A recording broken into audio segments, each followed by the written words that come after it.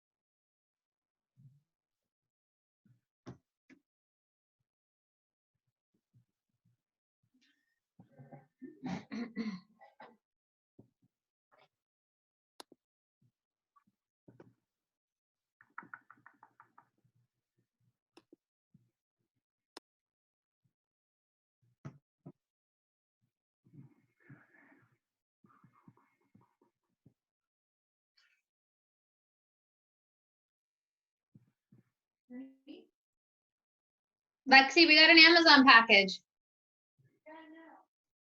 Hey, Alicia. Hey, sorry. Everybody, I got an Amazon package. Woohoo! Hey. That's awesome. That's hilarious. Okay, I'll mute myself. Good morning, everybody. Good morning. Okay, I'm trying to make sure that there we go. Trying to make sure that I get everybody in here and get everybody rolling. I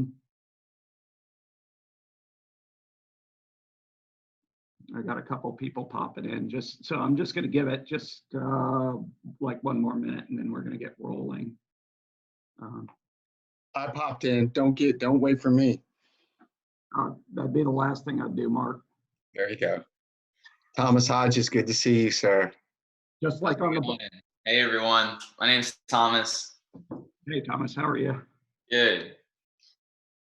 Just like I won't wait for you on the bike, Mark. You know, I don't know. I went swimming with Katie yesterday. We went to the ocean and we decided to swim from Laura Street up to One Ocean.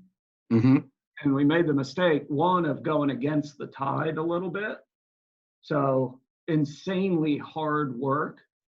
But then I'm cruising along and like I'm breathing toward the shore, and then I take a breath looking out toward the ocean, and I was like, wow, I wonder what, I was like, man, I know Katie's a lot faster than me, but man, she's rolling over there. And then I thought about it, and I was like, man, that didn't seem like Katie. I looked over, and there was a big black tip shark, Oh, probably about 20 yards out to the east of me. I was like, yeah, oh. it definitely can swim faster than you. Yeah, it definitely could. It was weird though, because he was just cruising along with the tip of his fin sticking out, but he's going fairly slow. I guess he was, you know, screwing around a bait pod or whatever. But needless That's to say, cool. we cut our mile swim down just a little bit, and then we both regretted it because we know they're there all the time. Yeah. Um, Hey, real quick shout out to, but you guys understand that Melanie's on Pacific Standard Time right now. I Not know, Eastern. isn't that awesome? I'm It's barely awake at the moment, but I'm 7 here. o'clock in the morning. John's just on Central Time, so that doesn't even count. Not when you compare it to Pacific Standard Time. Yep, exactly. Okay, so I'm going to get rolling. A couple of things that I wanted to touch base with you all about. First of all, the screen share, are you seeing the buyer's consultation PowerPoint up there? One person can say yes if you do. Yes, yes. Okay, awesome. Yes. So it's funny, I was just talking to my wife a couple of minutes ago about teaching these things in this format. I'm sort of an animated dude, so I jump around and run around and I say all kinds of crazy stuff, but I also know that sitting on a Zoom call for an extended period of time sucks because I've been doing it nonstop. So bear with me. What I'm trying to do with these during this month while we're doing it on Zoom is to speed it up a little bit, but sometimes I have to ditch the fun little stories that are in there to make that happen. So sometimes it might be a little bit dry. Just wanted to forewarn you on that. So here's the cool part. I love the idea of new agents working with buyers. And the reason that I love that is it's way easier to do than sellers. That's why I put buyers so early on in any training calendar that I'm ever doing. Because in all honesty, here's the fun part. You don't even have to justify your existence in the transaction to your buyer because they're not paying you. In our area, 99% of the time, the seller's commission that they're paying to the listing agent is what covers you. So that's what's awesome about buyers. You'll find out also that sometimes it's a little bit of less than awesome with working with buyers, but we'll get to that as we move through this. So the first question that I have for you, and it's hard to do it as questions, doing it this way, and I'll let a couple of people chime in here. You get a buyer. So typically the way that you're going to get a buyer is either a friend of yours is going to overhear another friend that says, hey, I'm looking to buy a house. Do you know an agent? And your friend who loves you to death is going to say, hey, my friend is an agent and they're awesome and you'll love them to death. And here's their information. And then you get a call out of the blue from that buyer that says, hey, I got your number from so-and-so. And I'm looking to buy a house and they said that you're an agent. Can you help me? So that is a common way that it happens. And oftentimes that conversation came up because they saw a house that they were already in love with. So when that buyer comes on the phone, what questions if that buyer comes on and says, hey, this is John Smith, and I got your name from Jane Doe, and I want to buy, a house over in Jacksonville Beach, and I saw the house. It's on 14th Avenue South, and it's a really cool house, and I really want to see it. What questions do you think you should ask that buyer? Have you been approved? Okay. So have you been pre-approved? What's your timeline? What's your timeline? Well, what are you looking for exactly? Size of the house, with or without a pool, waterfront, etc. Okay. What are you looking for in a house? Anything else pop into mind? I mean, those are really common. Anything else? Okay, so here's where Sorry. Go ahead. I was just saying, I didn't realize I was on mute still. Wondering if they have a house that they need to sell first. Okay.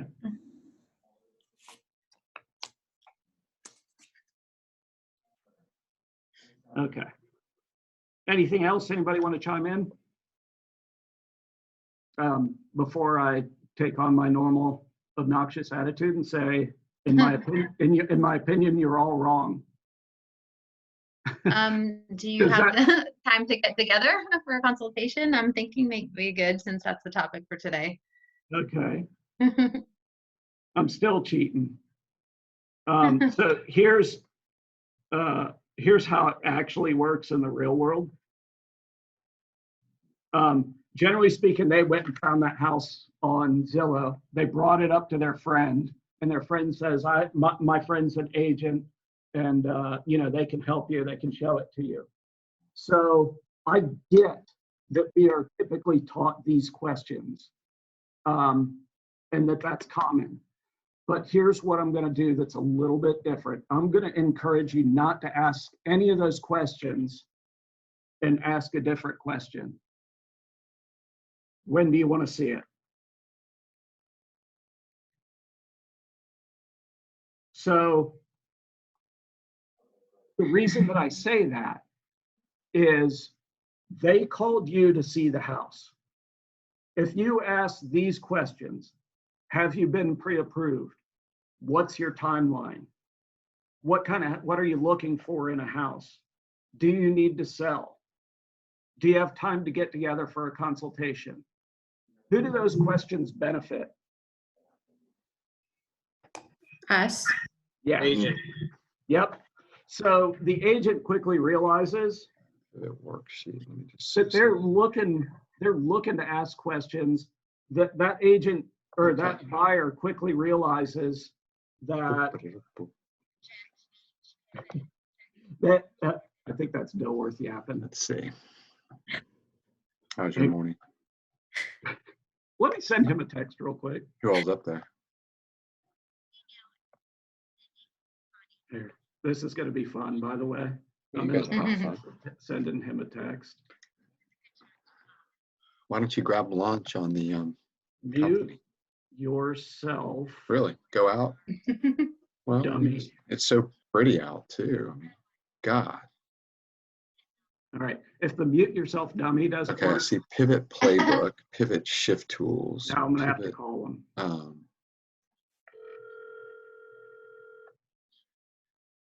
Okay. Hold on. Oh.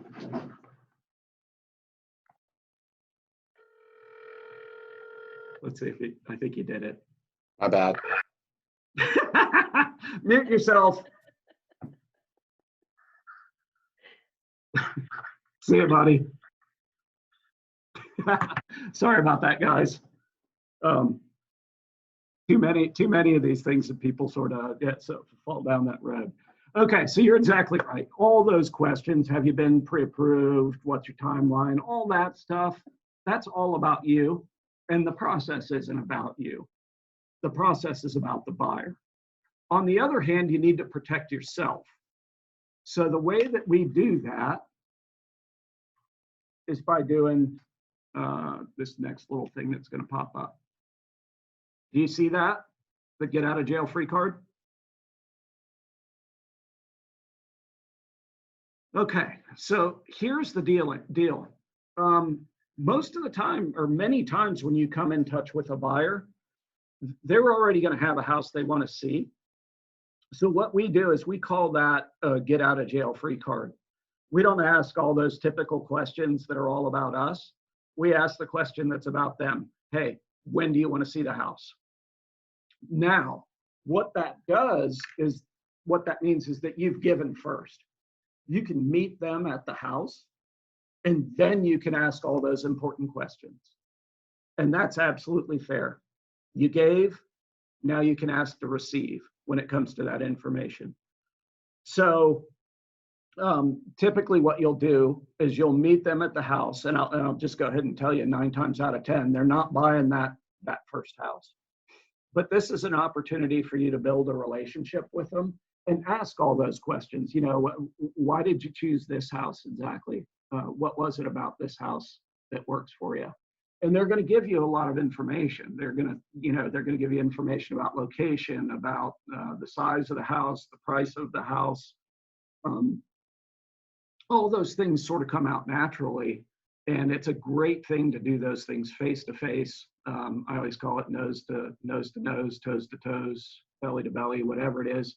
I guess currently you don't want to get that close to them, but so it gives you the opportunity to meet with the people. Now, something that's a little different in this current time, and it will help you a lot. Again, I would go ahead and show them the house, but when I met them there the first time, I would be inclined to tell them, hey, we were allowed to see this house, without too many restrictions or anything in our way. But just to let you know, with the current environment we have, with the pandemic situation and that type of thing, the majority of the time, what we're seeing right now is that when you make an appointment to show a house, the seller wants to make sure that the buyer is pre-approved, and they often ask for a pre-approval letter.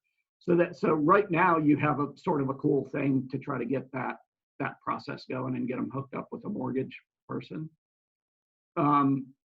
So just going back, the first thing I want to do, I just want to show them the house. I don't need to ask them all those questions until we meet face to face. I show them the house, then I have every right in the world to ask them all those important questions, and I'll show you a couple of tools that we bring with us or that we use to do that.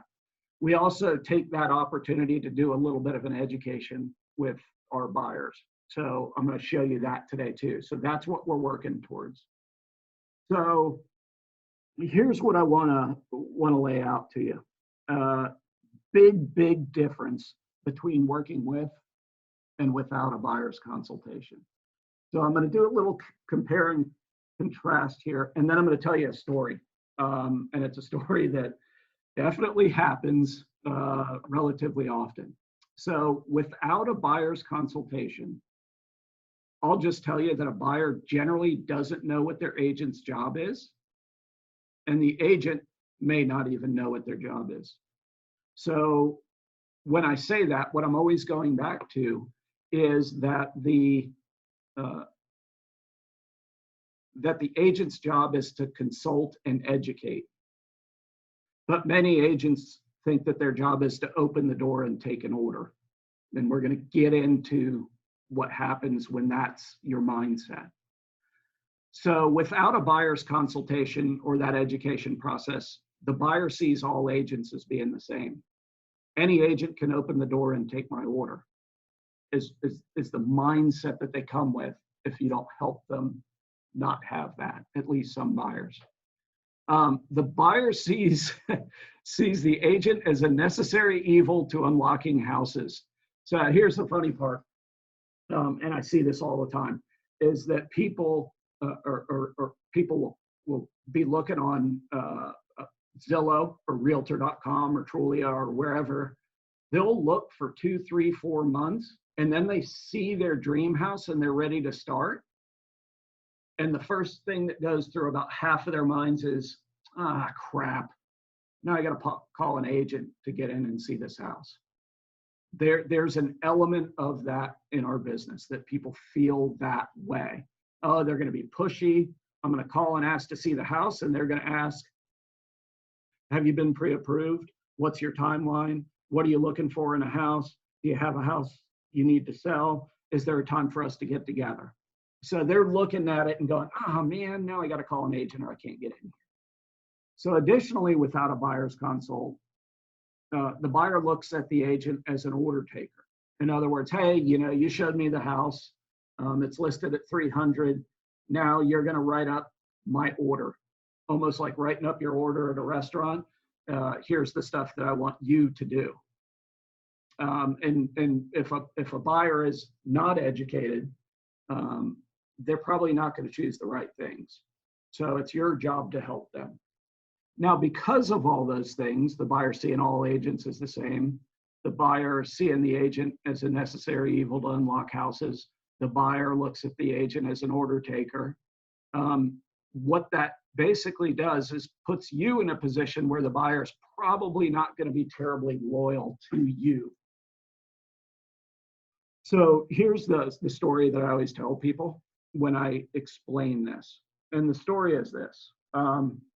I'm not like a super duper NFL fan, but man, I love watching the games. I mean, I watch every single weekend, but like if you asked me about all the systems and the organization and how it lays out and how this guy covers that guy and cover two and all that, I sort of half know any of that junk. I'm a more casual guy, but I'm a huge Jags fan. So when they do good, which is rare, I get that. When they do good, like I'm all in, like I get more and more excited. I'm cheering for them. I'm going through all that stuff. So what I always do is I paint this picture, and this is totally imaginary. The Jags are good one year, good enough to make it into the playoffs. And let's not go too far here. Let's say that they go into the playoffs as a wild card. So my favorite weekend of the football season, I think, is that wild card weekend when those teams that are closely matched are playing those games, and they might have cut it close even getting in, and I want to know if they're actually going to go all the way to the end. I just love an underdog. I don't know what it is, but I just do. So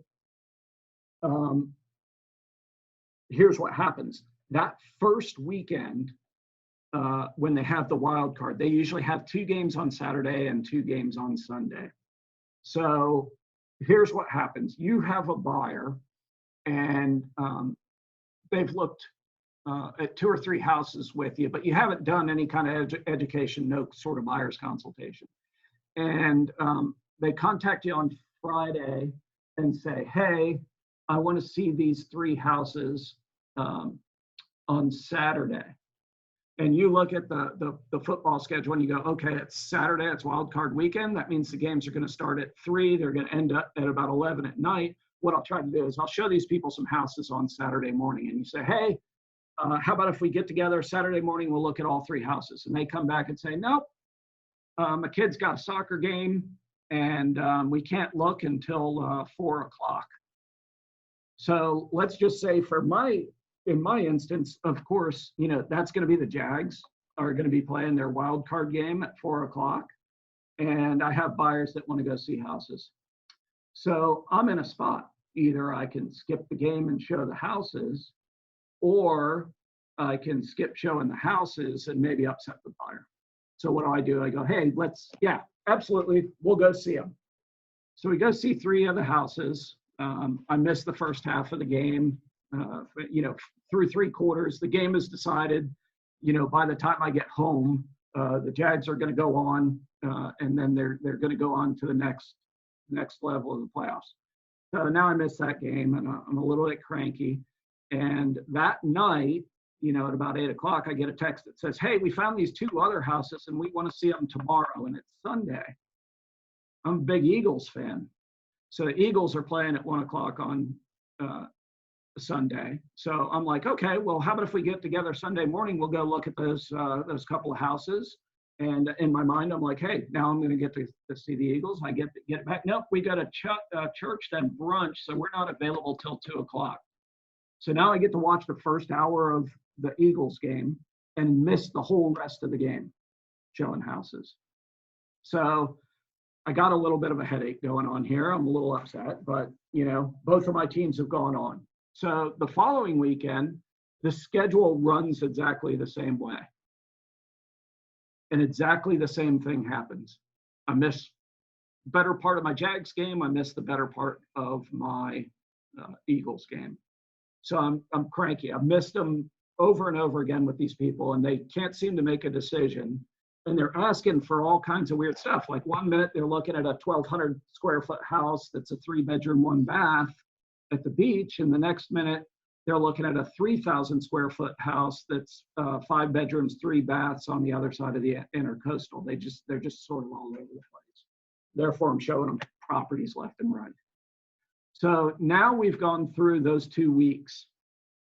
So the following week, we run into where we're getting into some divisional playoffs. So that week, the games are only on Sunday. So me thinking that I'm going to be a smart guy, I go out on Saturday, or I go on Friday and I call them up and I say, hey, I saw these 5 houses and I'd love to show them to you on Saturday to try to make sure I keep my Sunday clear. Then what happens? They say, nope, we got a soccer tournament all day on Saturday, but we would love to see those houses. Let's see them on Sunday. Lo and behold, I start missing football games again. So now I'm pretty cranky. So then what happens, the next thing that happens is we go to the following weekend. And I usually make a big deal out of this. I won't. But the following weekend is always the Pro Bowl that absolutely nobody on the planet Earth wants to watch. So because nobody on the planet Earth wants to watch the Pro Bowl, I call and say, hey, I'm available all weekend. Let's go look at houses all this weekend. And the reason I'm doing that is the following Sunday, I'm having a Super Bowl party. I'm having a Super Bowl party, and you know, all the hoopla starts at about 1 o'clock in the afternoon. The game starts at 6 or 7, plays till 10. I've got catering. I've got a couple of kegs of beer. I got everything. Got the margarita machine. Everything's up and on order. Well, they say, no, we can't go this weekend, the weekend of the Pro Bowl, and we're going to be out of town for this weekend, but you know, we'll be interested in looking maybe when we come back. So then what happens is you pull the typical agent trick at this time. So you don't say anything to them and you just wait to hear from them. And you hear nothing on Friday. And you hear nothing on Saturday all day long. Like, you're like, this is awesome. You know, I got a break from these people last weekend. Looks like I'm going to get a break from them this weekend, and I'm having my Super Bowl party tomorrow. And at about 8:30 at night, they send you a list of 6 houses that they want to see on Super Bowl Sunday. Here's where things go ugly. You have a choice, the same choice you had at the beginning, and that choice is to cop out of your party for a good bit of time, and maybe some of the Super Bowl, and show them the houses, or just be straight up honest with them and go, hey, look, I got a big Super Bowl party here. And, you know, I'm just not available this Sunday, but I can show you any day during the week or the following weekend, you know, just let me know. And you hear back from them, oh, okay, no problem. Enjoy your Super Bowl party. Here's where things go bad. Because they look at you as a door opener and an order taker, they go back to Zillow and they click some agent next to the houses that they want to see. And they go look with that agent and they write an offer and buy the house. The worst feeling in the world. So let me know if you guys heard that story. Anybody live? Did that drive you crazy? Yes, we heard it. Yeah, Okay. I've lived it. Yeah, it's an insanely painful experience. Normally there's a lot more discussion between us in this. And it's horrible because if you cop out, so what happens sometimes is you'll cop out of your Super Bowl party and show them the houses anyway. And they go look at a $300,000 house and they say they want to offer $250,000. Right then you realize, if you're an educated agent, that the chances of you ever getting paid by these people is virtually zero. They're not, they don't realize the list of sales ratio that houses sell for in their area and their price range and all that stuff. So you end up in a lose-lose situation. The way that we can keep that from happening to you is to use a buyer's consultation. So with a buyer's consultation, your peeps will look at you, the agent, as a professional. They're going to see you as an educator and a consultant, somebody that they can count on and that they like. They're going to ask for your guidance and respect your opinions if you use a buyer's consultation and you use it the right way. The buyer realizes their agent is different and then therefore feels lucky to have them. They're like, yep. And here's where things can get really good. The buyer will be loyal, and better yet, will refer their agent because they're that good. That's a whole different realm of possibilities. What we need to do is look at how do we set that up. So there's a couple things that we're going to do and that we need to look at. First of all, I'm going to show you a couple of different consultations that I have that are available for you. Comes in basically 3 different formats. I'll role play one of them for you just to give you an idea of how to use them. Your buyer's consultation will ask really good questions to get the best information about the buyer's needs and wants.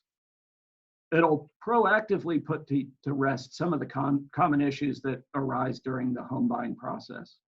The most common issues are that buyers sometimes jump around. Sometimes they'll tell you all the things they want in a house, and then they'll find a house on Zillow, send it to you, and it meets none of their criteria, but they're asking to see it. You need to be able to know what to say and how to help them when that comes up. Your great buyer's consultation should help you set up the buyer to be ready, willing, and able faster. Substantially faster than if you don't use a buyer's consultation. It'll also set up your allied resources for success. That'll be your lender, your mortgage guy, and some of those things, maybe your insurance person, your home inspectors that do a good quality job, your WDO inspectors that do a good quality job, and then the buyer's consultation will help you set up lines of communication. So we're going to go back to this slide that's using using MLS to your buyer's advantage, because I'm going to show you a couple of things. I'm counting on all of you out there that if I forget to go back to this slide, that you'll tell me to go back to this slide, because it'll be very helpful to you. But I wanted to go into something else first. I want to jump ahead and give you an example of one of our buyer's presentations. So let me pull it up. It's going to take me just a second to get a new window going here and then share it with you. So just give me a second.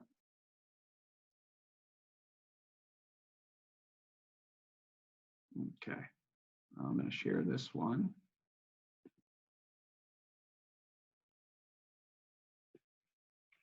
Okay. Can somebody let me know if you see the Pro Real Estate Systems website there? Yes, we did. Thanks a million. Okay, so here's the deal with this website. You guys all have access to this. This is the website that I created when I previously did the productivity coaching. I'm actually doing a little bit of a redo. I'm hoping by the end of the month, I'll have it knocked out of the ballpark for you. But for right now, this has everything you need, and it's pretty cool. So when you first go to this site, you're going to see this screen, and it's asking for a registration. You don't need to register for this site.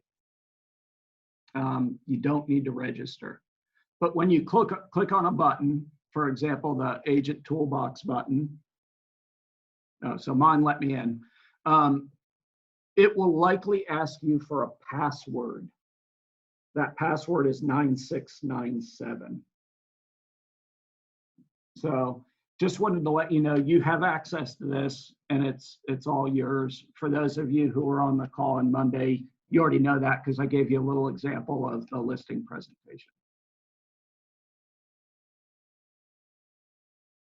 So I'm going to show you a little example. You still got me on the, you see the little page that says Red to Home Ownership here? Yes. Awesome. Thanks, Alicia. Give me just a second for it to load, and then I'll show you what it is that we're going to do. Little buttons at the bottom haven't come up. Okay, here we go. Jackpot. You still see Red to Home Ownership on your screen? Yes, we do. Awesome. Okay, so here's what you want to do. At that first meeting, when you meet with a buyer, we have 3 different ways that you can talk to them about the Red to Home Ownership or the home buying process. This is an electronic one. I typically use this one if by chance our first meeting is in the office or the first time we meet in person at some place where I have internet access. I'll use this one because it has a little wow factor, keeps their attention better. And the reason that I like this one is it basically has the script that you need written on it. I also have a paper version of this one that I'll show you in a minute and show you how to use and where it's at, okay? So here's what I would say if I met with somebody at the house. And I'm gonna use Alicia as my example since she's been helping me stay on track. So Alicia, yeah, this is a pretty cool house. I get that it's not for you. You told me why you liked it though. You like it because it's in Jack's Beach, it has a pool, and it's under 500,000. All that makes sense to me. I'm a beach guy, I've lived here forever. Alicia, would it be okay if I took like 10 minutes? I know you've bought a house before, but if I took like 10 minutes to walk you through the way the process stands today for buying a house in 2020, sort of the steps along the way? Yeah, sure. That'd be fine. Okay, so here's what we call it. We call it the Road to Home Ownership, and this is just the steps along the way during the home buying process. So the first thing that you're going to see here is why choose a Keller Williams agent. I know we were introduced by a friend and that we're acquaintances anyway. So this is the self-serving part, and I'm not going to read it out to you, but I'll make sure you have a copy. Just know that Keller Williams agents are some of the top trained, most knowledgeable agents in our country and really internationally as well. So I'm looking forward to helping you find your house. So the first thing that we want to get done, and I'll ask you, have you gotten pre-qualified for a mortgage at this point? Yes, I have. Okay. Who did you get pre-qualified with? Bank of America. Okay, so here's what I would ask that you do. Did they give you a pre-qualification letter? Yes, I have one. Awesome. If you can get a copy of that for me, I'd be happy to call your lender, your contact at Bank of America, and introduce myself, since we'll be working on the same team to work with you. Just to give you a little bit of a heads up, sometimes Bank of America isn't great at working with the agent on your behalf. Sometimes they, don't keep us clued in on everything. With that being said, have no problem with you using Bank of America, but would it be okay if I had you talk to a good local lender that'll sit down with you face to face and talk to you about the actual lending process, the way I'm going to talk to you about the buying process? Yeah, that sounds good. Okay, I'll get you the information for a couple of local lenders that'll do a great job for you, that I know you can count on, and that I know will work as part of our team to get you the best situation in your house. So I'll give you those before we part today. So the cool part is you're pre-qualified. You know what you're looking for. So the next thing that we're going to do is we're going to find your dream home. And I'm going to ask you a bunch of questions about what it is that you're looking for. We're also going to determine your wants versus your needs. So things that you want versus things that you absolutely have to have. I'm also going to set you up today with a MLS search that will give you automatic instant updates called ASAP updates, where the second a house that meets your requirements comes on the market or has a price change or any of the above, you'll get an instant update because just to let you know, it's really competitive right at the moment. We still have a lack of inventory for houses, so it's not uncommon for multiple people to be set up on multiple searches by multiple agents and for a house to go into multiple offers in the first couple of days that it's on the market. One other thing I like to let people know is that the MLS, and that's called the multiple listing service, that multiple listing service is the original source for the majority of the listings on Zillow, Trulia, and other search sites like that. The search that I send you, I can pretty much guarantee will be up to date and accurate. Now, I'll just go ahead and tell you this. I like Zillow. I'm currently looking for a house in North Carolina, and the easiest way for me to do that is to go to Zillow, and I'm really good at using their website and setting my parameters and doing all that stuff. The one thing that I want to make you aware of is probably not to make that your primary means of getting information. I would encourage you to stick mostly to the searches that I send you and the listings that I send you. That's not to say that if you see a house on Zillow that you can't send it to me. Please do. Just know that there's a possibility that it could be sold or pending because sometimes it takes many hours or sometimes even days for them to get the information out there. Okay, so if you see a house on Zillow 123 Main Street, feel free to say, hey, I saw this on Zillow 123 Main Street. Can you check it out and see if it's something that's a possibility for me? So just want to throw that stuff out there for you. Okay. All right, sounds good.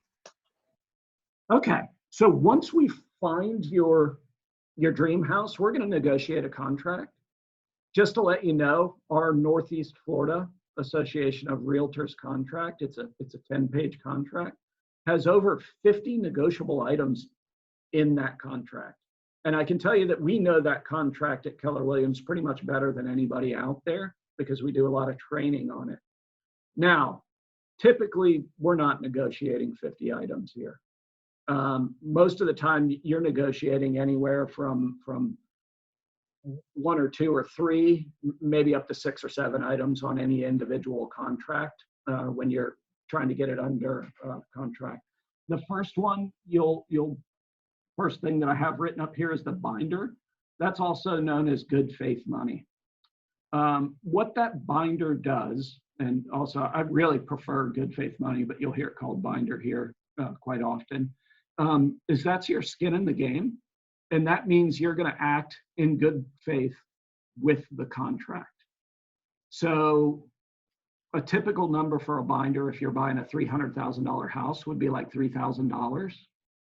1% of the purchase price. So that money goes toward the purchase of the house at the end when you go to settlement.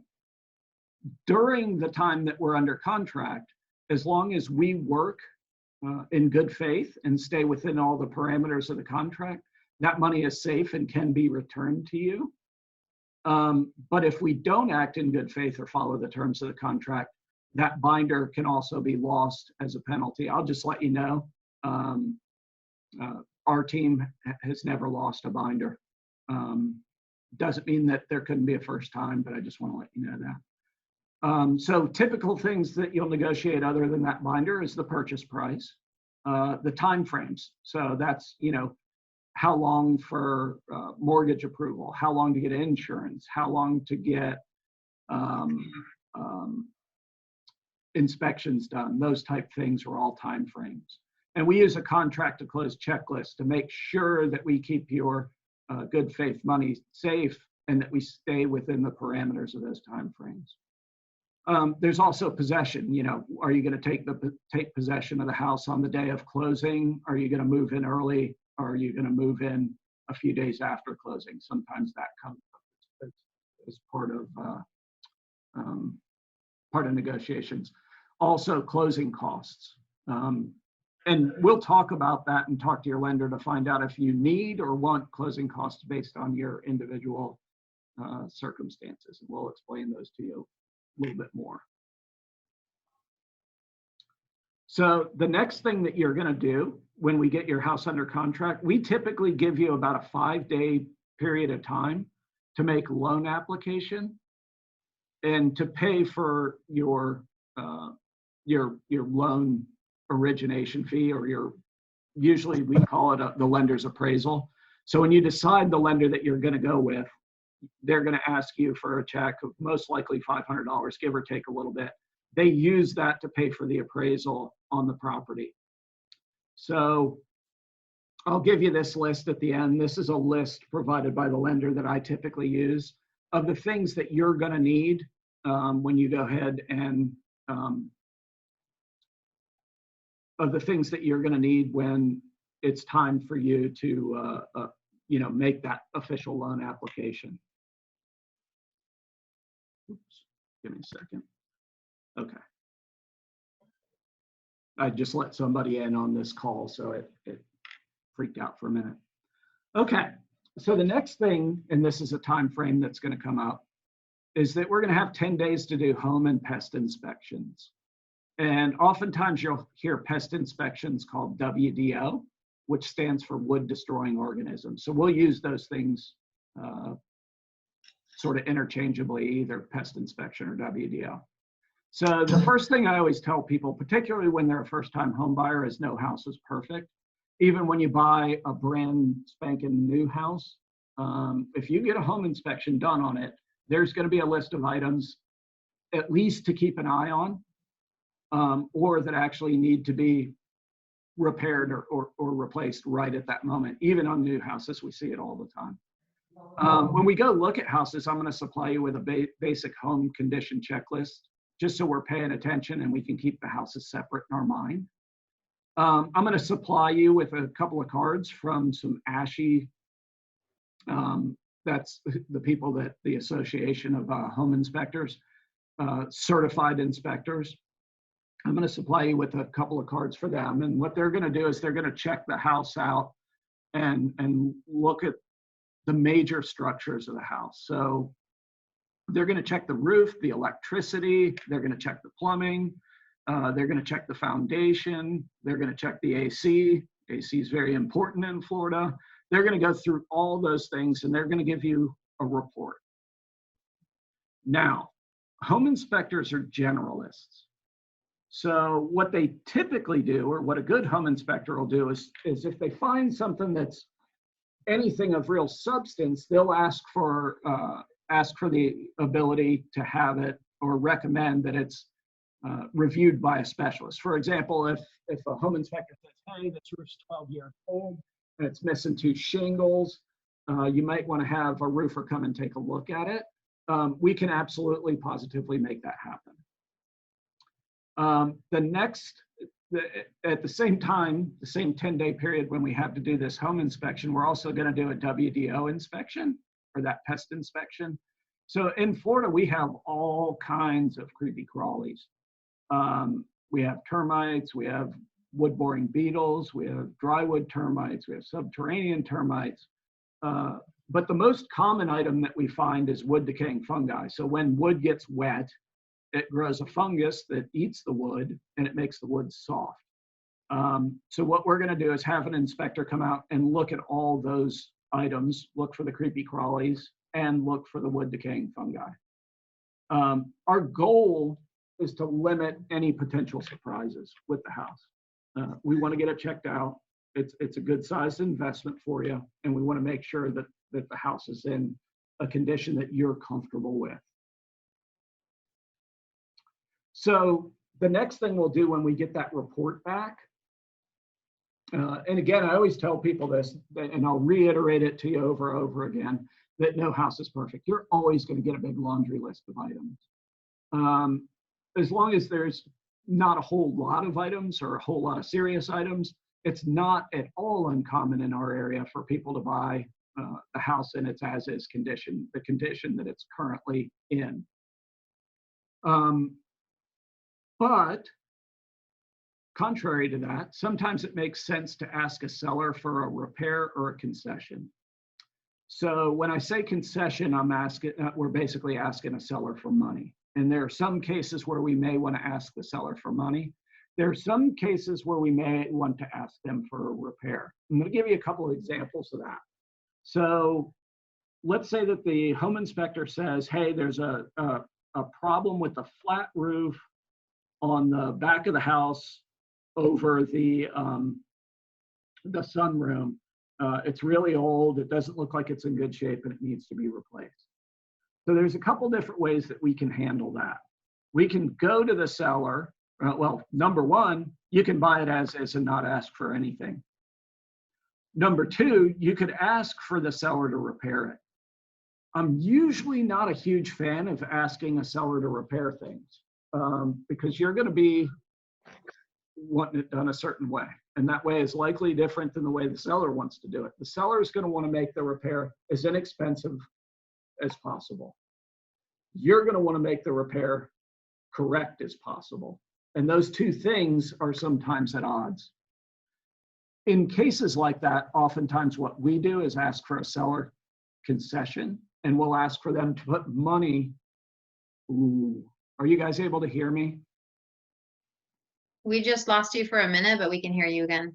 Okay, because it just came up and told me my connection here at the office was unstable. So,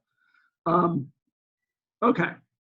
So sometimes it's a good idea to ask for the repair. More times than not, it's better to ask for money so that you can control the repair.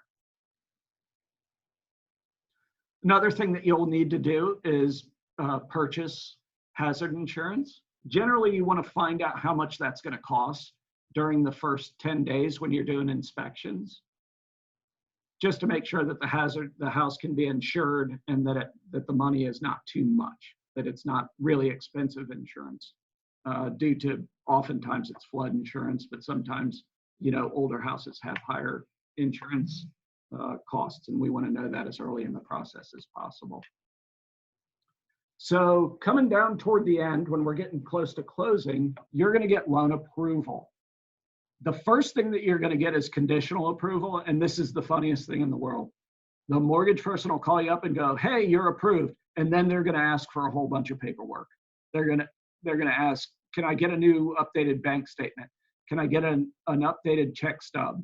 Can I get your mother's maiden name? They're going to ask a whole bunch of questions. And basically what they're generally doing is updating any paperwork from when you went through the loan pre-approval process. So once you provide them with that paperwork, you're going to get a full approval and you're going to be clear to close. So at that point, we'll schedule a pre-closing walkthrough. And what we're going to be doing at that walkthrough is verifying that the repairs are completed and if there are any receipts that they're provided, if applicable. We're looking to see if the house is in substantially the same condition that it was in when you did the contract and inspections. And, this isn't a time when we can raise any new issues and concerns unless something's changed about the house. Then obviously, that's something that we could step up on. So what you're going to find then is you're going to get what's called a closing disclosure. So 3 days prior to closing, you'll receive a closing disclosure that's going to look very similar to the loan estimate that you got at the beginning of the process when you chose your lender.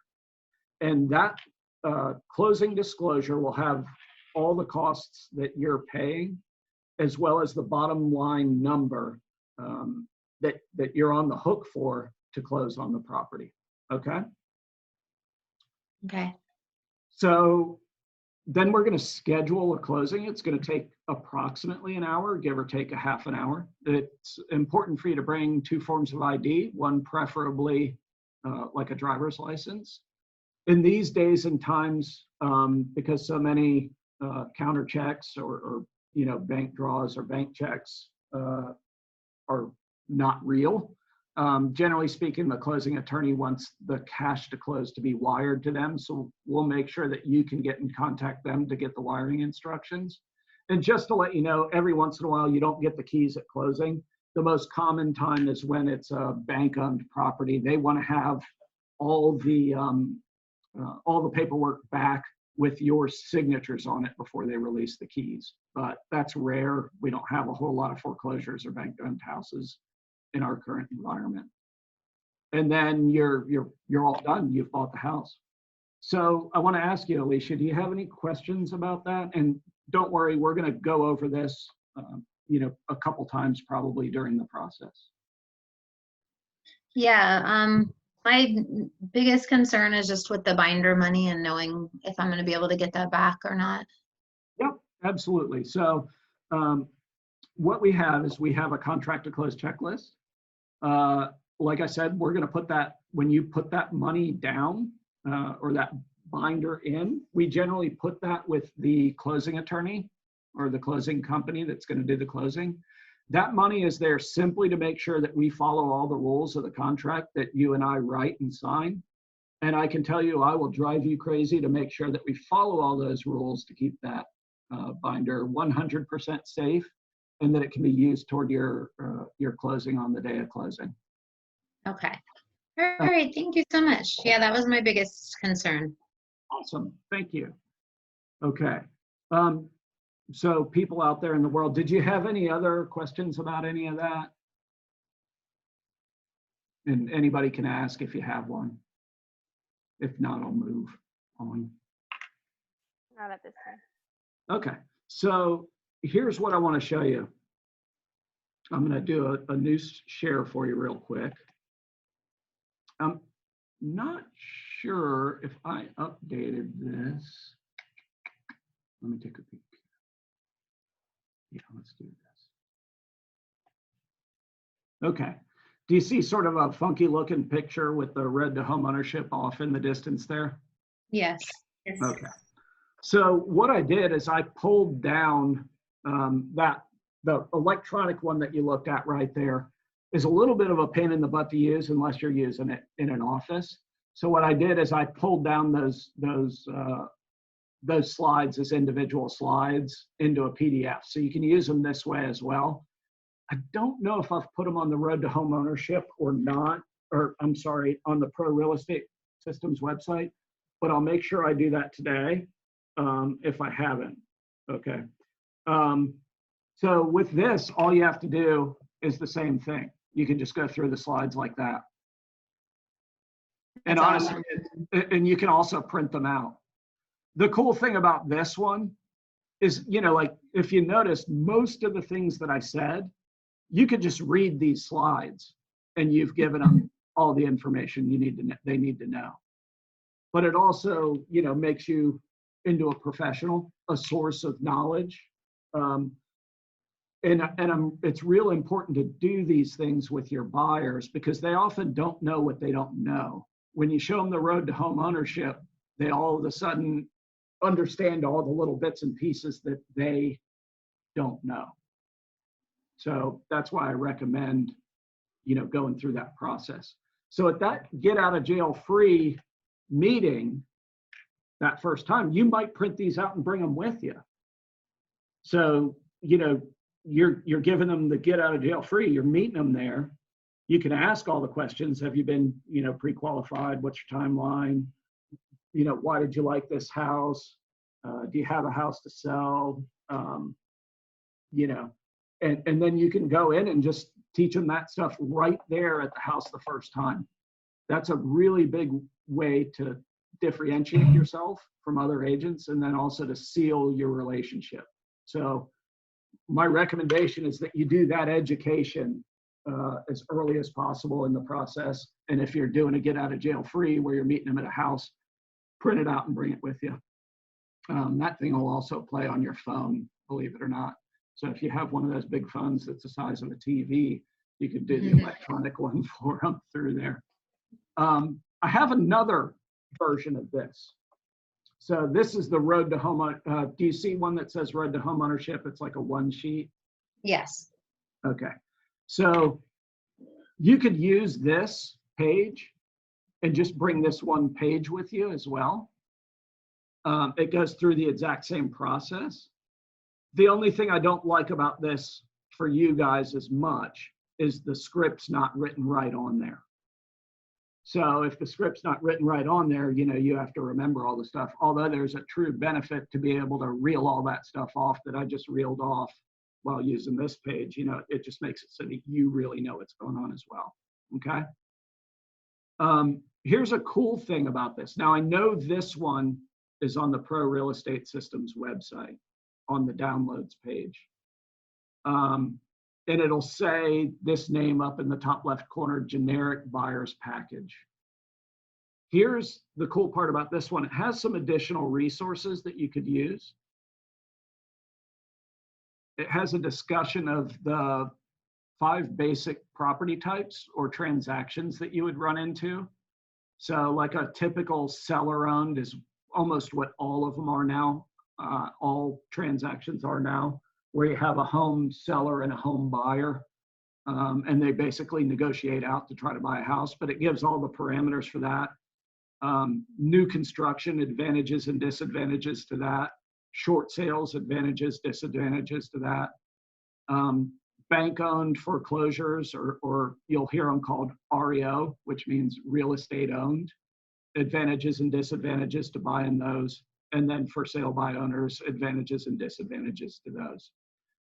Right now, we typically don't go over this page. I oftentimes chuck it before I talk to a buyer because almost every transaction is one of the top 2, and people typically don't need a big education on those. It's really the other 3 that are there in case we need it.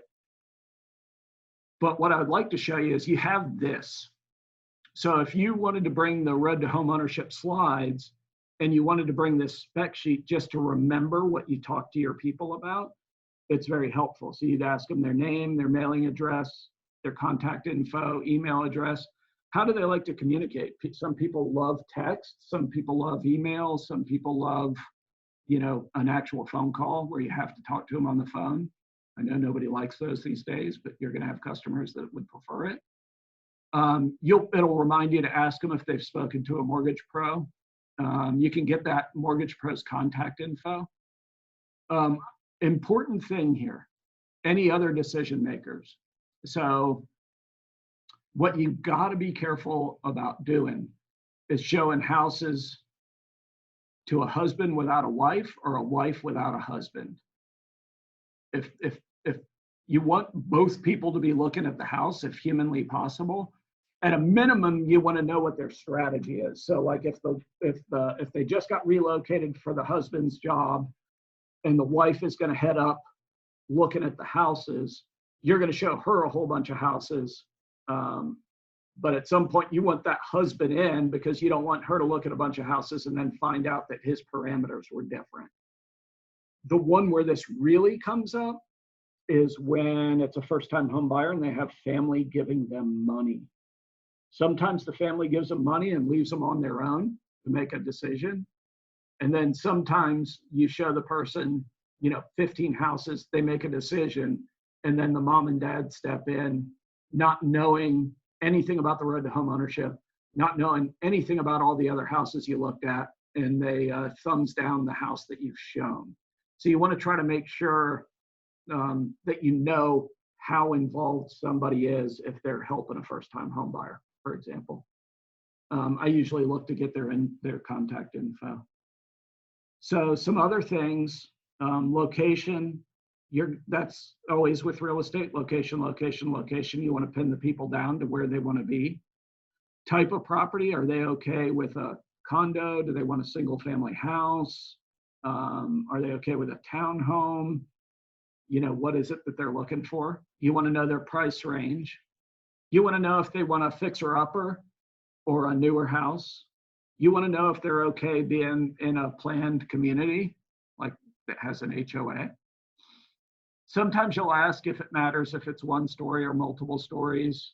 You'll want to know the number of beds and baths. You'll want to know the size square footage they're looking for. You'll want to know if they want a pool or not. If they're indifferent about a pool, it's no big deal. Just the houses they choose won't have a pool. But if they do want a pool, sometimes those are hard fought to get these days. There aren't tons of houses with pools, and there's tons of people that want to buy a house with the pool already there because it saves them a lot of money. If you buy a house and then put a pool in, generally you're doing that by paying cash for the pool, where if you buy a house where there's already a pool there, it's part of the mortgage. You'll also want to know what non-property issues might weigh into the decision. For example, where are kids going to go to schools? Where are you going to work versus where are you going to live? That type of thing. Home buying needs. So those are things you absolutely have to have versus home buying wants. Sometimes you want to differentiate those two things. And I'll show you in just a minute why you want to differentiate those two things. Now, here's something that you have the option to use. Depending on circumstances, I sometimes highly recommend it. And depending on circumstances, I avoid it. Generally speaking, if it's somebody in my sphere of influence that I know and love and that knows and loves me, I don't need to bring this form up. On the other hand, if you're working with internet leads, that type of thing, you may use a form of this nature. And it basically says, hey, I'm going to do all these things to help you. And in trade for that, you're going to do all these things to help me. And I'm going to be your sole agent from this date to that date. And maybe I'll post one of these up with the script that goes to that. Again, if you're working with sphere of influence, you generally almost want to avoid pulling this out. It can be a turnoff for your sphere of influence.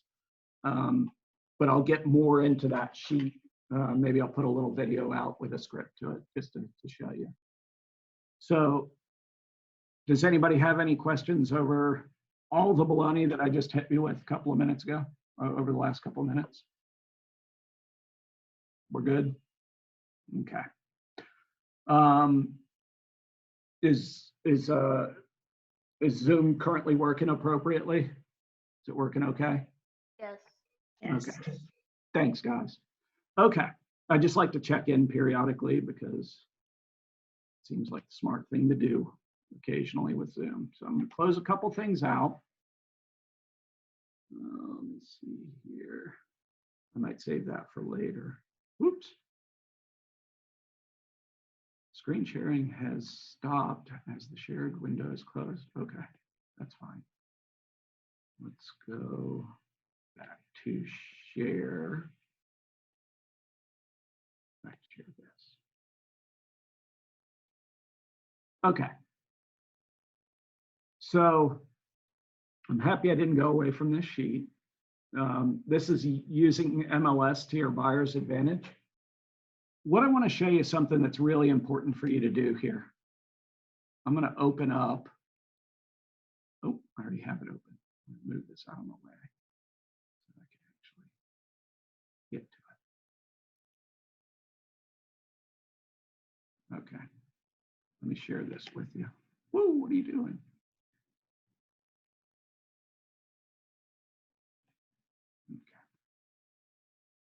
Stuck on something that I've never been stuck on before. It's a mark annotate. Let me get rid of this. I must have touched a button by accident. Is it gone? Oh, good, it's gone. Okay. Here's what I want to show you. I'm going to share this screen. This is just what my MLS screen looks like. It might look a little different than yours, but there's something important here for you to see. Everybody see my MLS screen here? Yes. Okay. So up here in the top right corner, do you see that help button I'm hovering over? Yes. Okay. If you click that button and go to video training, they have a series of videos on how to use MLS. Now, they're going to put you in an MLS class when you join the Northeast Florida Association of Realtors. They go over some of this stuff during orientation, but they certainly can't go over all the things that you can use in that's in MLS that might be very, very, very, very helpful to you.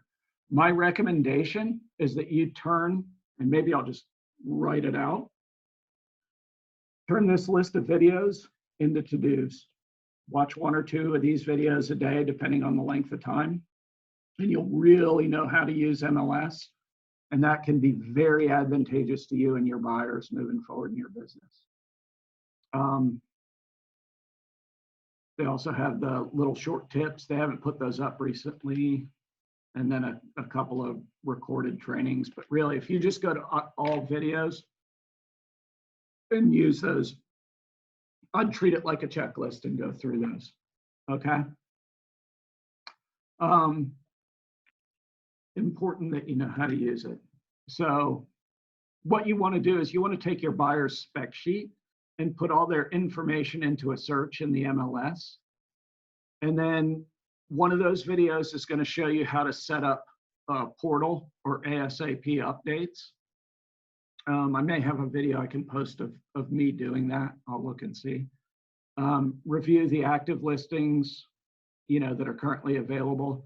When I say try to put other websites to rest, again, I'm going to push them to understand that the multiple listing service is the end all be all, but some other websites may have some valuable information. They're welcome to look at them, but you're going to run it through the MLS to make sure that it's up to date, current, and real information. You're periodically going to send them a list of all the listings that are available for them. And when your buyer is ready to make an offer, you're going to give them some statistics on what houses go for. And then I'm going to give you a recommendation. And this is a recommendation that's going to go against the grain unless you do something specific. At the bottom, I don't do a CMA for buyers ever. I'm going to show you why in just a minute. So the reason I don't do a CMA is because if I'm going to do a CMA correctly, it's going to take me 2 or 3 hours. I'm going to do a CMA for my listing. And when I'm doing a CMA for my listing, my goal is to have the most optimistic price that that house could sell for be at the end of the CMA. If you want to do a CMA for your buyer, then you want to do it as if it was your listing. So you want to say, hey, this, I see this mistake all the time. Buyer's agents will say, hey, what are your comps? I don't think the price is right, and X, Y, and Z. And the next day the house sells multiple offer. And that's an agent that generally doesn't know what their job is. They're trying to sell deals, not houses. I hate the word deal, by the way. If you ever catch me say deal in regards to a real estate transaction, feel free to call me on it. We're not selling vacuum cleaners door to door. We're not selling deals. We're selling homes. So what I'm going to do is run through just a real quick search for you and show you sort of what the thought process is. So are you seeing my MLS screen or are you seeing the PowerPoint? MLS. Okay. So let's say that I'm going to do a quick search. And I'm going to do a quick search in, let's say, Atlantic Beach.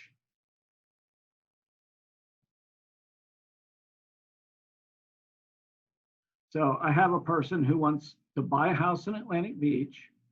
Their price range is from 500 to 600. and they need a minimum of 3 bedrooms, and they need at least 2 baths. Now, lo and behold, I got a grand total of 4 results from that search. So if you go back to, why is it? If you go back to what I was talking about, needs versus wants, if that's those people's needs, this is the cool part. We have 4 houses. The script that I would use with this is, hey, we have 4 houses that meet your needs. Let's go take a look at the 4 houses and pick the one that meets your needs the best. So you only have to show 4 houses. And then you show these 4 houses. If none of these houses work for them, then they need to go on to an automatic update. So what you would do at that point is you would save. Do you see my little thing over here to the right where the save button is? You'd click save, and you would put in some sort of a description. So I would put, you know, Atlantic Beach, 500, 600.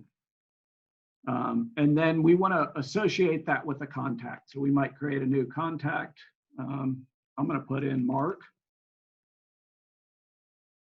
Dilworth.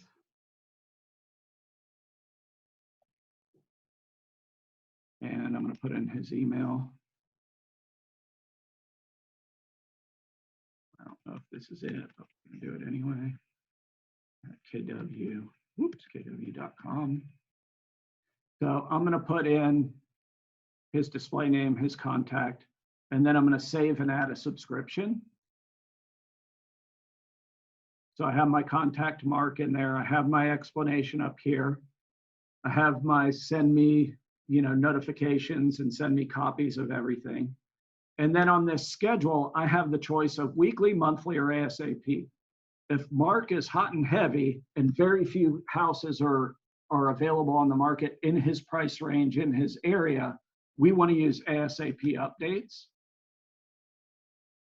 And I usually will put, you know, in the subject of the email that he's going to get when it comes out, I put potential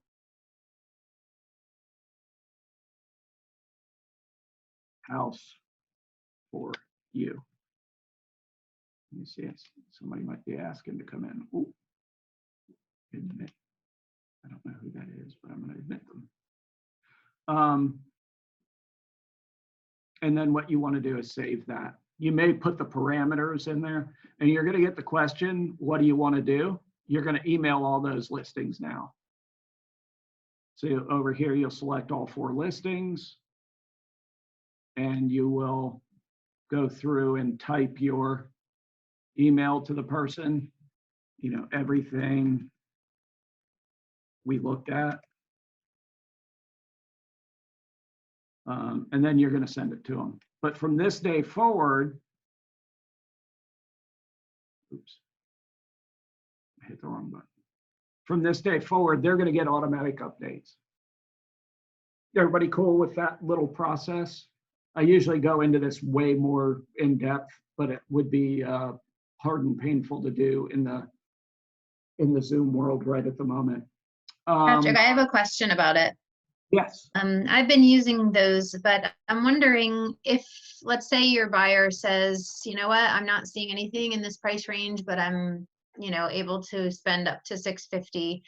If you change the saved search, does that then automatically change their subscription?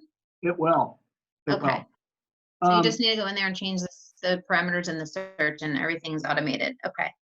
Yeah, yeah, it'll change everything for them.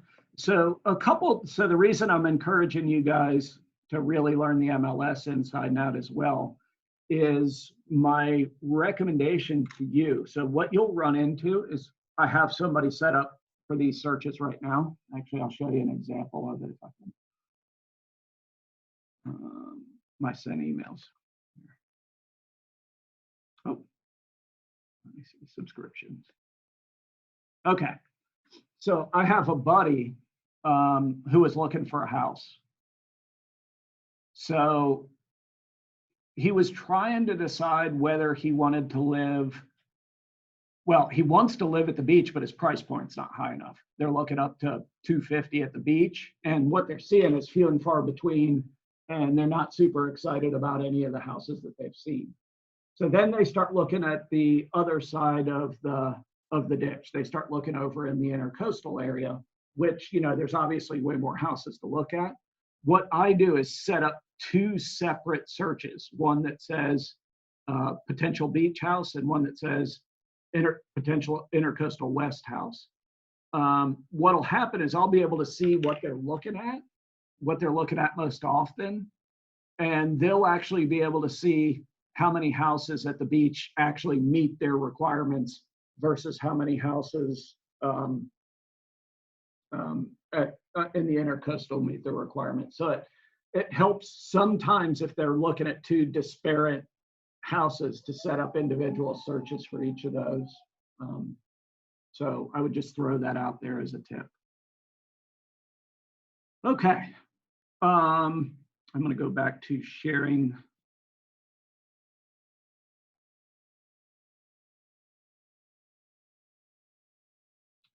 Okay, so we're back to the PowerPoint, am I correct? Yes. Okay, thanks, Melanie. Glad you're still awake. I couldn't put you to sleep by now. Doing it this way is so hard for me because normally I ask a lot more questions and run around the room and do crazy stuff, but I can't do that here. So I guess I just have to suck it up. Okay, so last couple things that we need to talk about. First of all, we need to know or define what it means to be a ready, willing, and able buyer. So in the future, I'm going to be asking you about your pipeline. And when I'm asking you about your pipeline, I'm asking about potential listings. In other words, people that you've done a listing, a step one and two, or future potential listings. I'll have a pipeline report that I'll send you, and I'll ask for that information. From buyers, I'm asking for different information. I'm going to ask if you have a ready, willing, and able buyer. You can call it a ready, able, and willing buyer, a raw buyer. And what I'm asking is, in terms of ready, it means that the buyer's participated with you in a buyer's consultation and they're on an MLS search. In other words, you've gone over the road to homeownership, you pulled up all the houses in MLS in front of them, and you set them up with a search. That's us making them ready. Willing, and you're not going to ask this question. I want to be clear. We're not going to be a cheese ball and ask this question, but you need to have the feeling that you're in the right place. And the question is, if we find the right house today, will you write an offer and a binder check? If you're 90% or more sure that the answer to that question would be yes, we're going to consider them willing, okay? And then able means the buyer's been pre-qualified by a lender and you have a copy of their pre-qual letter. If they meet all three of those things, you're cooking with gas. Every one of those things you're missing, you need to try to get taken care of. Because if you don't take care of it, the whole football shenanigans story I told you is more likely to happen with each of those things that's not checked off. So I would treat each buyer, you know, we actually on our team monitor it and say, hey, are they ready? Are they willing? Are they able? So we check those things off when we're checking with each other to see what's going on. And I'm doing that to be truthful, because here's where new agents sometimes get lost. They get lost in, and I'm just going to warn you about this, and I guarantee you there's a whole bunch of light bulbs going to go off over your head. The person that says, hey, I'm an investor and I want to invest in a house. Anybody on this call have that happen? I was hoping there would be, hoping there's going to be a whole bunch of no's. Because normally that person's 9 times out of 10, they're not an investor. They've never bought a house, but they're going to put you to work to build a investment real estate plan, which isn't really your job, on their behalf, and then go find the house. Those things don't happen. Being a real estate investor, truthfully, is darn near a full-time job.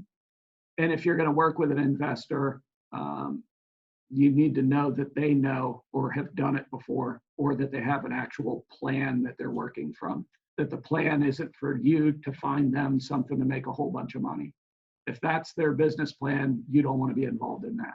Just want to let you know that. Okay, so I'm going to throw a little theory versus practice, and then I'm going to hit you with some homework. So ideally, the process would start with a buyer's consultation in a Keller Williams Realty Atlantic Partners office. So what you would love, so this is in order of best case to worst case scenario. What you would love is to meet them at the office. Our offices are beautiful. Our staff is freaking awesome and makes the people feel really welcome. And that's going to reflect really good on you. That's going to set you apart from other agents right out of the gate. Additionally, at an office, there's a good chance you're going to be able to connect your computer to the internet and maybe even to a big screen and go over that road to homeownership in the electronic version. That one's a little bit more sexy, and it's cool to do if you're in the office. Then what you can do, and you'll hear me use this all the time, show, don't tell what's available for purchase. And what I mean by that is you're going to pull up in front of them all the houses that are currently available that meet their criteria, and you're going to show it to them right in front of them. You're not going to call them on the phone and say, hey, there's only 4 houses available, because they're going to go out to Zillow and it's going to look way different and you're going to lose credibility. So being in an office, hooking your computer up, showing them what's truly out there goes a long way for you. Then you're going to show them the average list to sales price for what's sold. So I'm going to give you a quick example of that because I alluded to it earlier. I'm going to go back to sharing my MLS. You see my MLS there? Yes. Okay. So here's what I mean when show them. What I'm trying to do is set an expectation. So if somebody's looking for a house in Atlantic Beach that costs $500,000 to $600,000, does anybody out there have a guess? Let's say that the house is listed at $600,000. In the last year, what do you think that house is going to sell for? If it's listed at $600,000, what do you think the house would sell for? And there's not really a wrong answer. We're going to test it. $590. Okay, so we got a 590. Anybody else want to throw theirs in? 580. Okay, 580. Yeah, I'd probably say 590. Yeah, 590. We got some smart 550. people in here. 550. 550. Anybody else want to throw a guess? I'm totally fine with this. So we got 550, 590, 580, 590. Okay, so here's what I do in this case to educate them. I'll go into my search. Oops, and mine might look different than yours, it might not. I'm going to look for every house that sold in the past year that meets my requirements. So I'm going to go from 5/7/2020, oops, 2019 to 2020. All right, let me scroll back up here and set it to sold. Okay, so do you see up here in the top left corner, this view results 23? What that means is that in the last year, meeting their general requirements, 23 houses have sold. All I do from this point is click the CMA button, use all results, and I do a statistical CMA. So it's this one all the way to the right. I click statistical CMA. I don't have to do anything on this page except for hit view. And here's what it shows me. if you look here in the middle, the average list to sales price right there is 97%.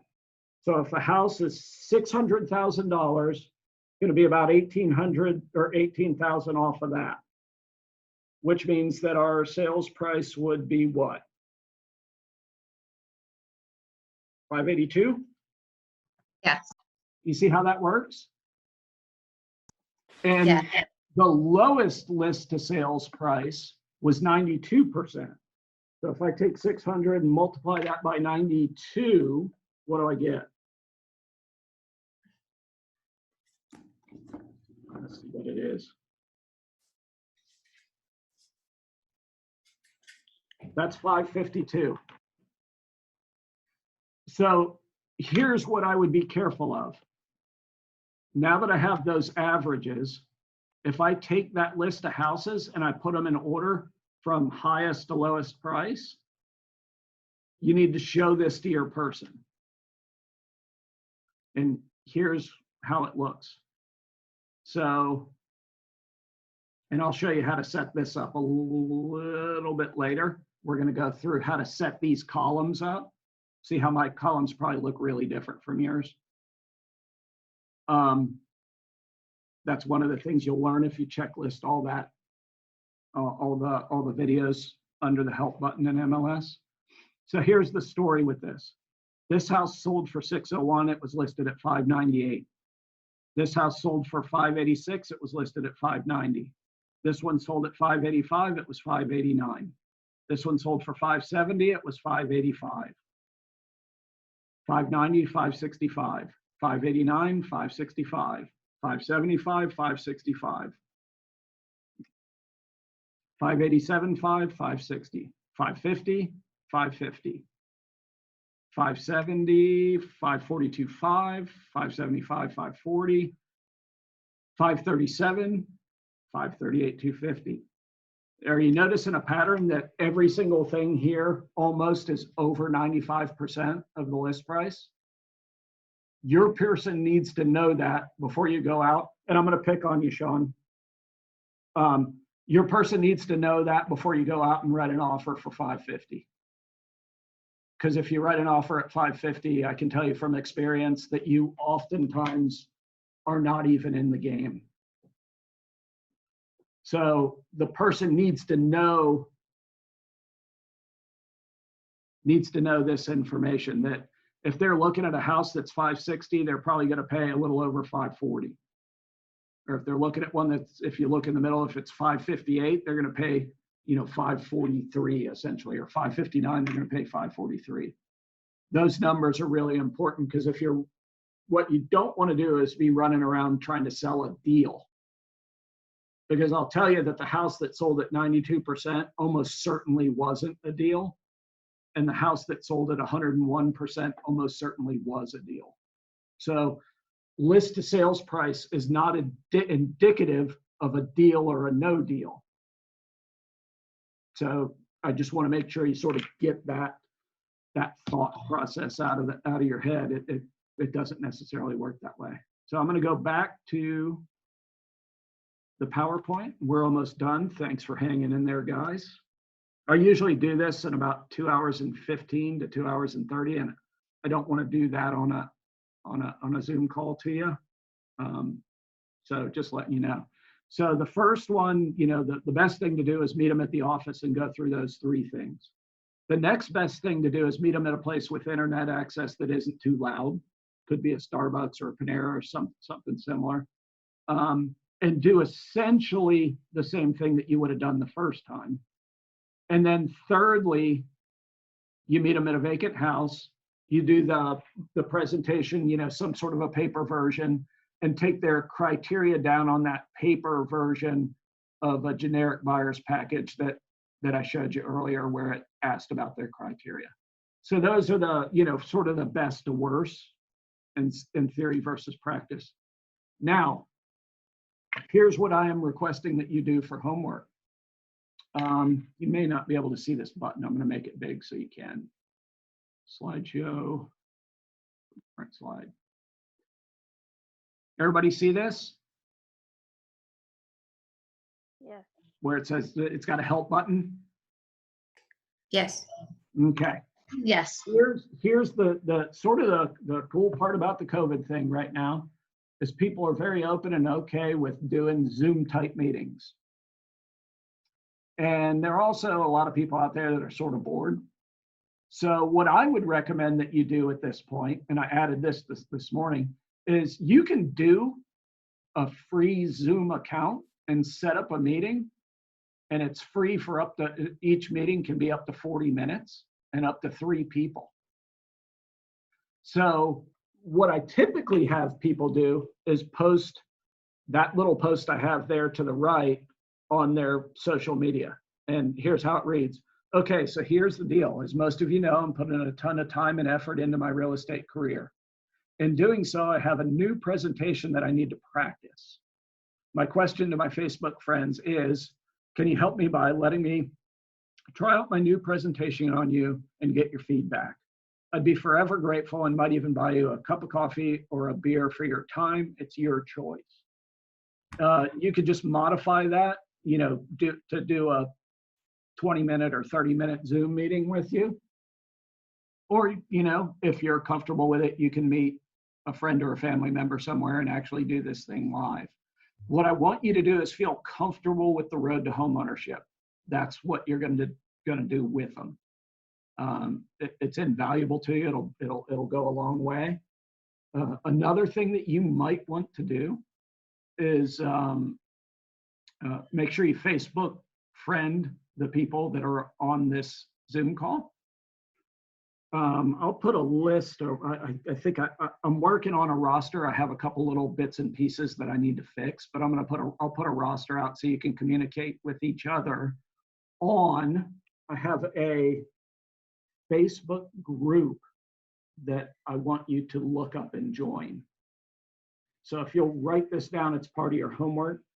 If you go onto Facebook and search for KWJB, and then there will be a space, Future Cappers. It's a Facebook group that you'll get an invitation from me if you're Facebook friends, or you could go and look for it. You could go and look for it to try to, I'm hoping you can find it that way. I'm not 100% sure because it's a hidden group. I don't want to exchange your information. I don't want to, exchange your information with the world, but I don't mind exchanging your information with each other. So that's a good place. Like I can put slides there, I can put videos there, I can put all this stuff there for you guys to review and do. That's why I want you to join that group, okay? Okay, with all this being said, does anybody have any questions for me? Okay, you're all geniuses now, I hope. Hey, I just had one question. Yes, sir. Is there any way that we can rewatch what we just did? Yeah, I did record this, and I will try to get it up and running. It'll definitely be up and running by the close of business tomorrow. Okay, great, thanks. I also have a pretty cool live one that I did when I taught a class at the end of February at our Atrium office. I taught live to a couple of agents, and I used a GoPro camera and used the TV for the slides, and did that type of thing. I'll try to get that one out there as well, because that one might have a little bit more to it, because it was live doing these things through Zoom. I feel obligated to move it along a little bit faster. And how do we watch this one? Again, the best way, I'll probably be putting the link on the KW Future Capper Facebook group. Thank you. So I'll get it out there. For now, I think that's it. I look forward to talking to you on Monday. Oops, one thing I want to check. I want to check what we have. Oh, Oh, goodness. I found a future cappers group, but I don't think it's the one you're. No, referring it'll to, say so- specifically KWJB Future Capper. Yeah, it's not coming up in the list. Okay. I was able to find it that way. I just put in KWJB space future cappers and I did find it. I think that's because we're Facebook friends. If you're not Facebook Oh, yeah. friends with me, it might not Okay, that makes show up. sense.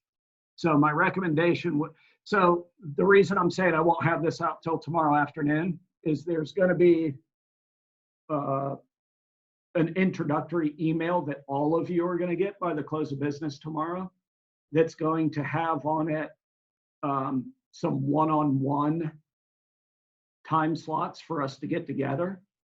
There's 25 people total in the group. So only pick one of those slots at a time, but you're going to get an onboarding, essentially an onboarding email from me by close of business tomorrow that'll have, you know, join the,